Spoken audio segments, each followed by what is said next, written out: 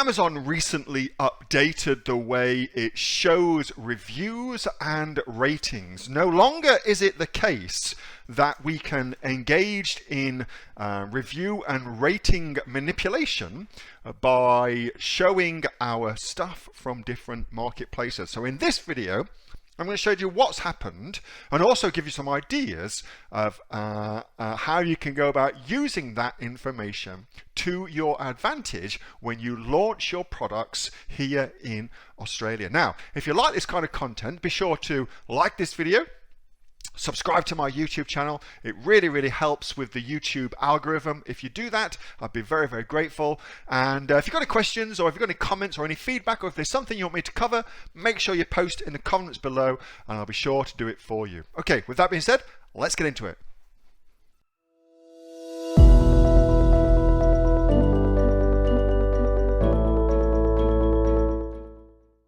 All right, so this one comes from Maddie Sutton. So Matt said, Amazon ratings are now marketplace specific. I'll explain what that means in a second. They also appear to have split ratings into variations. I'll talk about that. What are the best advantages to be gained from variation listings? Okay, cool. So also going to answer a question from Steve within this as well. So first of all, what the hell is Matt talking about? So I'm on Amazon.com. I've searched for a green t-shirt, okay, which ought to mean that the products that I'm going to click onto, like this one for instance, are variations, meaning not only does this particular person sell green t-shirts, but they also sell whatever color that is, and orange t-shirts, and bluish, turquoise t-shirts, and white t-shirts, blah blah. Okay, so that's the first part of that. Now let's just check in with Matt's assumption.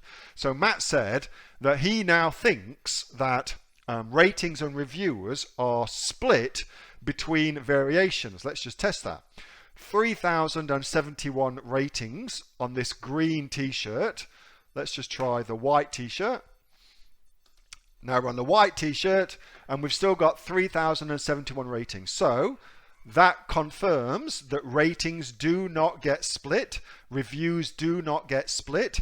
It is still the top level initial product, which is a t-shirt, could be one of these t-shirts, which is the top level one, holds all the reviews, and the under products, the childs of that top level product, the variations of it, all get the reviews and the ratings as well. Okay, that is super important. It's a really cool thing.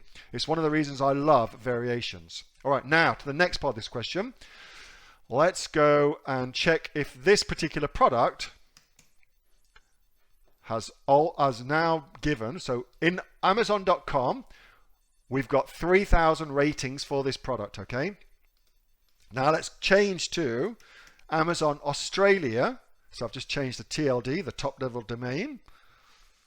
Same product available in Australia, 0 reviews. Okay, 0 reviews. Now it was the case that Amazon, if you had reviews in one country and the brand name was the same, it would also then mean that those reviews transferred into another country, which was brilliant if you were an established seller, because you could launch your products into a new country and take the reviews with you.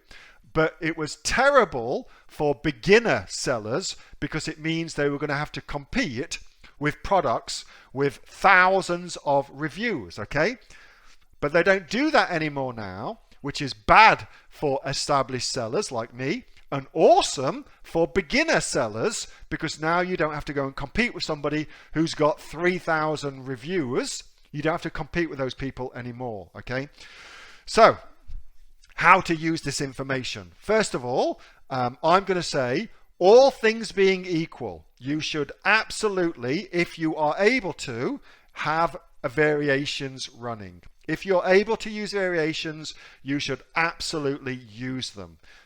All of your sales history is clumped together.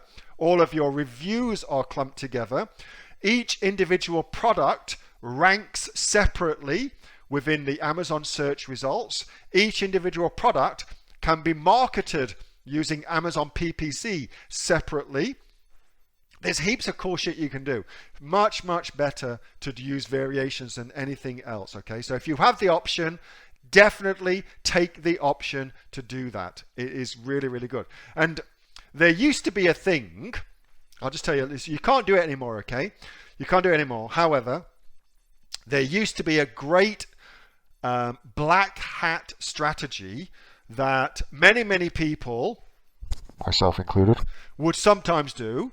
And that was, if you were looking to launch a new product onto Amazon, then the easiest way to launch it would be to take an existing product that you were no longer interested in selling, that allowed you to have a variation of it, and put your variation to be your new product. So if you were selling in the same category, like kitchen, for instance, and you had one piece of kitchen equipment, and you were kind of running that out, and your new piece of kitchen equipment, you were interested in launching it, you could make your new one a variation of your old one, so your new product got all of those great things. It got your reviews, it got your ratings, etc., etc.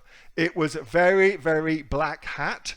You used to be able to do it. You can't do it anymore. Again, that's really, really good for new sellers, that you can't do that anymore, because you don't have to go compete with somebody that's gaming the system anymore. Anyway, there you go. That was a video from my regular Monday night open Q&A sessions that I have with the members of the Aussie Online Entrepreneurs. Over 2,600 of us now here in Australia. We're actually the fastest growing e-commerce community here in Australia, with sales of over $50 million. Now, if you'd like to learn more about joining the Aussie Online Entrepreneurs, click on the link below, or you can go to www.aussieonlineentrepreneurs.com.au. Thanks for watching. See you next time.